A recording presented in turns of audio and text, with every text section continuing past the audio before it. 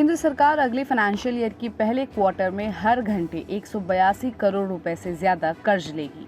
Finance ministry ने अपनी उधारी योजना का ऐलान कर दिया है और रिपोर्ट के अनुसार फाइनेंस मिनिस्ट्री ने गुरुवार को फाइनेंशियल ईयर 2025-26 की पहले क्वार्टर के लिए अपनी उधारी योजना की घोषणा की है। इसके तहत सरकार 8 लाख करोड़ रुपए जुटाएगी, जो इस साल के टोटल बाजार उधारी 14,82,000 करोड़ रुपए का 54% है। इसके लिए सरकार सॉवरेन ग्रीन बॉन्ड और ट्रेजरी बिल लाने की प्लानिंग कर रही है। तो आइए आपको भी बताते हैं कि आखिर सरकार की ओर से किस तरह की प्लानिंग हो रही है। केंद्र सरकार ने हर घंटे 182 करोड़ रुपए उधार लेने की प्लानिंग का ऐलान किया है।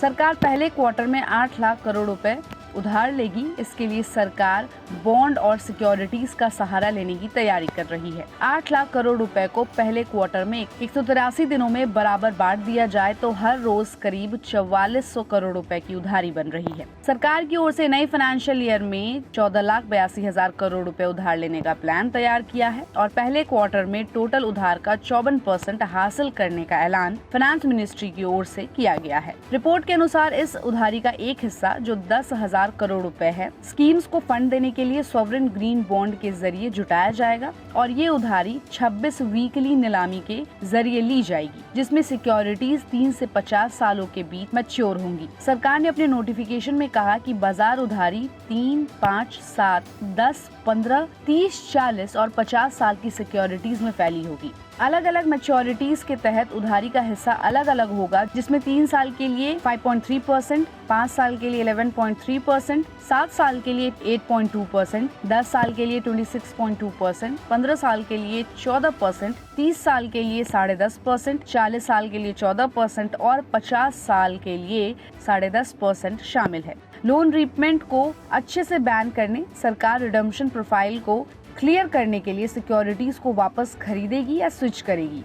इसने मजबूत डिमांड के मामले में पर सिक्योरिटीज 2,000 करोड़ रुपए के एक्स्ट्रा रखने का अधिकार भी सिक्योर रखा है।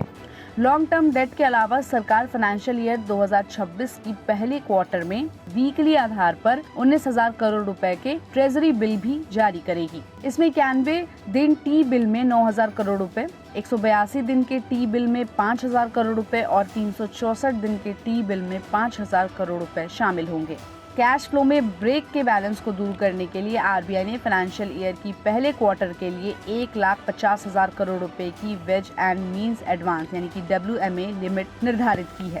फाइनेंशियल ईयर 2025-26 में जीडीपी के 4.4% पर रहने का अनुमान है, जबकि अभी चल रहे फाइनेंशियल ईयर में 4.8% रहने की संभावना है। 2025-26 के लिए 15,68,936 करोड़ रुपए रहने का अनुमान लगाया गया है, जबकि राजकोष घाटे की भरपाई के लिए कर्ज 11,54,000 करोड़ रुपए होने का अनुमान है। बचे हुए जो अमाउंट है वो दूसरे सेक्टर से आने की उम्मीद है। वहीं फाइनेंस मिनिस्टर निर्मला सीतारमण ने अपने बजट भाषण में कहा था कि फाइनेंशियल ईयर 2025-26 में कर्ज के अलावा टोटल खर्च 34.96 लाख करोड़ रुपए और 50.65 लाख करोड़ रुपए रहने के अनुमान है और जो शुद्ध कर यानी कि जो नेट टैक्स है वो है 28.37 लाख करोड़ रुपए रहने का अनुमान। तो इस पूरी रिपोर्ट पर आपकी क्या राय है, हमें अपनी राय कमेंट बॉक्स में दे और ऐसे ही अपडेट्स के लिए देखते रहिए गुड रिटर्न। हमारे चैनल को लाइक और सब्सक्राइब करना बिल्कुल भी मत भूलिएगा।